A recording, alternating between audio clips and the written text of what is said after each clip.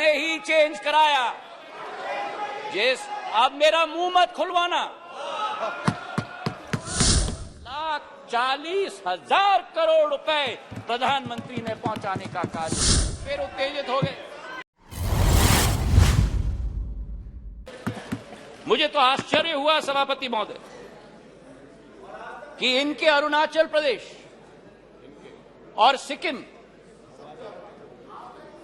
हमारा भी है पर मेरे साथी हैं, अरुणाचल प्रदेश के हमारे वहां के भी सांसद मेरे साथी, पर अरुणाचल प्रदेश और सिक्किम दो उत्तर पूर्वी राज्यों में आजादी के 67 वर्ष बाद भी एक भी एयरपोर्ट नहीं।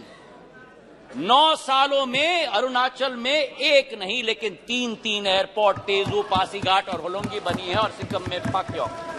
जिस अरुणाचल प्रदेश में केवल 9 हवाई अड्डे थे, आज उस अरुणाचल प्रदेश में सभापति महोदय 17 हवाई अड्डे हैं। 17 हवाई अड्डे जो 7 सिस्टर्स कहलाती थी, उस समय में ये 7 निग्लेक्टेड सिस्टर्स थी। लेकिन प्रधानमंत्री जी के आने के बाद आज उत्तर पूर्व में प्रधानमंत्री जी के पूर्वोदय के मंत्र के साथ विकास का एक नया उदय पूर्वोदय में हो रहा है। मुझे दुख भी हुआ सभापति महोदय और मुझे आश्चर्य भी हुआ। हमारी कोशिश रहती है कि इस संसद में कभी भी व्यक्तिगत आक्षेप, हम एक दूसरे के साथ सहमत न हो, हम एक दूसरे की नीतियों पर, हमारी नीयत पर कटाक्ष जरूर करें, पर व्यक्तिगत आरोप कभी नहीं होना चाहिए। और जो आरोप इस हाउस में किया गया कल सभापति महोदय, मुझे आश्चर्य भी हुआ और दुख भी हुआ जब राहुल गांधी जी ने सदन में कहा कि प्रधानमंत्री के लिए मणिपुर हिंदुस्तान का भाग नहीं।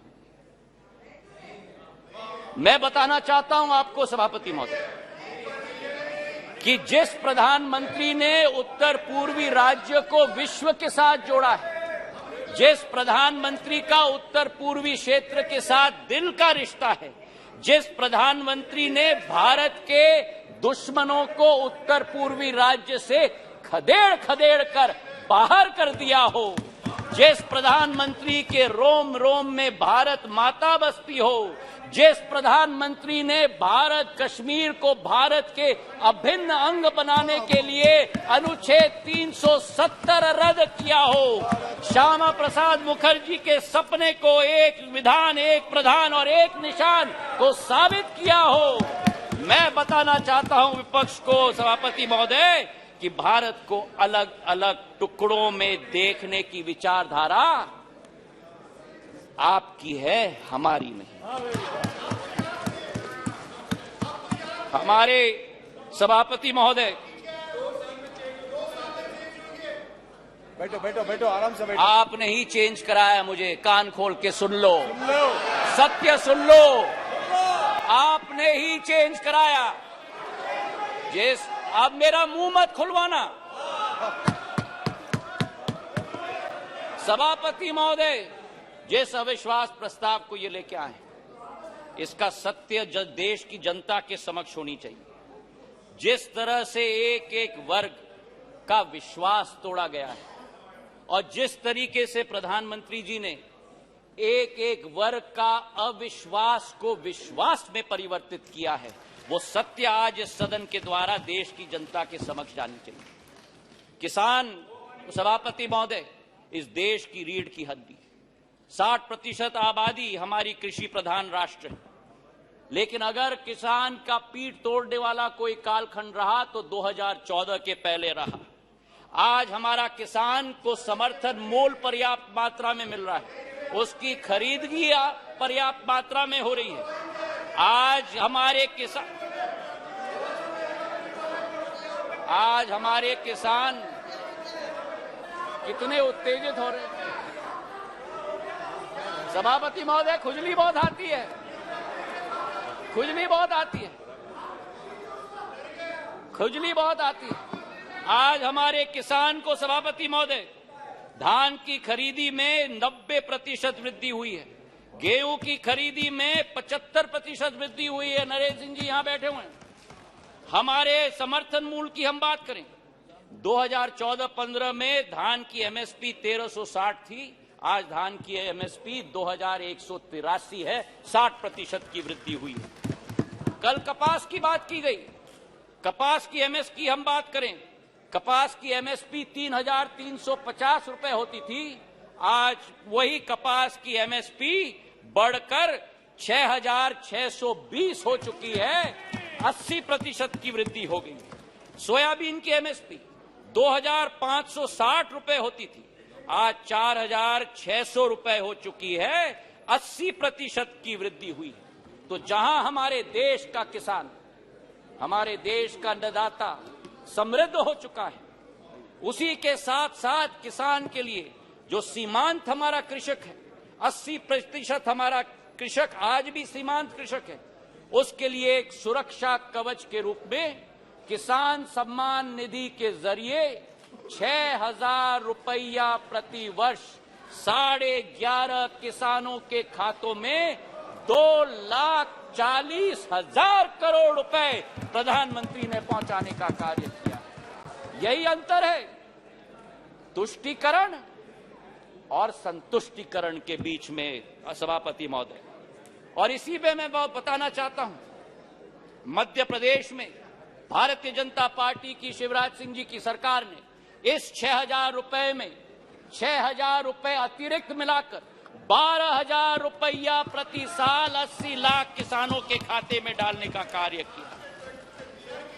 हमारे देश के पूर्व प्रधानमंत्री अटल बिहारी वाजपेयी जी का एक सपना था,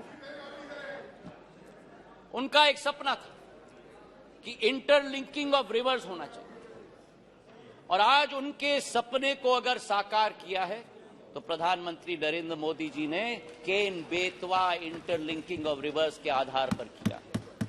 42,000 करोड़ रुपए की योजना, उत्तर प्रदेश और मध्य प्रदेश के 13 जिलों को मिलाकर 60 लाख लोग प्रभावित होंगे। ये वो बुंदेलखंड क्षेत्र है जिसने अपने इतिहास में सूखी माटी के अलावा कुछ नसीब नहीं किया था। अध्यक्ष सभापति महोदय, आज वहां 11 लाख हेक्टेयर की सिंचाई होगी, 105 मेगावाट की ऊर्जा का सर्जन होगा, और उसी के साथ इस परिवर्तन के स्केल पे भी मैं बात करना चाहता हूं। ये परिवर्तन का स्केल आजादी से 2003 तक 56 साल कांग्रेस की सरकार रही, 56 साल 7.5 लाख हेक्टेयर की सिंचाई हुई थी, और 20 वर्ष में 2003 से 2023 तक 20 वर्ष में 45 लाख हेक्टेयर की जमीन की सिंचाई हुई है, 6 गुना। और जहां अब फिर उत्तेजित हो गए, और जहां 56 वर्ष में 7.5 लाख हेक्टेयर की सिंचाई की योजना दी, वहां प्रधानमंत्री नरेंद्र मोदी जी की सरकार ने एक योजना में 10.5 लाख हेक्टेयर की सिंचाई की योजना दिलवाई। ये इसी बात का उदाहरण है सभापति महोदय कि डबल इंजन यानी डबल विजन, तुष्टीकरण से किसान का भला नहीं होता, बल्कि संतुष्टीकरण से ही किसान का भला होता है। गरीबों की अगर हम बात करें हमारे सभापति महोदय, योजनाबद्ध तरीके से गरीबों को बैंक के अकाउंट से अलग रखा गया। हमारे देश के पूर्व प्रधानमंत्री ने कहा कि जब 1 रुपया भेजा जाता है केवल 15 पैसे खाते में पहुंचता, मतलब 85 पैसे बिचौलियों की दुकान के आधार पर जाता। आज हमारे प्रधानमंत्री के द्वारा, नरेंद्र मोदी जी के द्वारा 50 करोड़ जन धन अकाउंट स्थापित करके 25 लाख करोड़ रुपए गरीबों के खाते में डालने का कार्य किया गया है। सभापति महोदय, हमारे गैस के कनेक्शन उज्ज्वला महिलाओं के लिए, हमारे घरों के 3.5 करोड़, हमारे क्षेत्र, हमारे देश की जनता को उत्पन्न करने के लिए हमारे प्रधानमंत्री जी की सोच। अर्थव्यवस्था की बात हमारे वित्त मंत्री जी ने किया। मैं एक बात उनकी बात में जोड़ना चाहता हूं। स्कैम्स की लंबी लिस्ट कल गृह मंत्री जी ने पढ़ी थी। कोल का स्कैम हुआ, 2G का स्कैम हुआ, अनेक स्कैम हुए।